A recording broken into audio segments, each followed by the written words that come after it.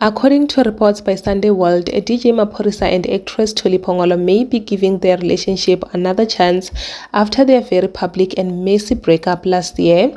The news has shocked many fans, especially because their split was surrounded by serious allegations, with Thuli previously accusing Maphorisa of physically abusing her, claims that were widely discussed online at the time. Now, if these reports are true, social media is buzzing with mixed reactions, with some people questioning the reconciliation, while others believe the two may have privately resolved their issues.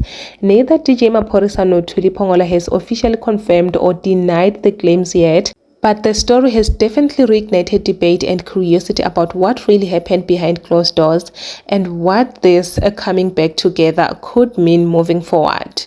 Thank you so much for watching this video until the end. Please don't forget to like, subscribe, comment your thoughts down below, and I will see you on my next upload.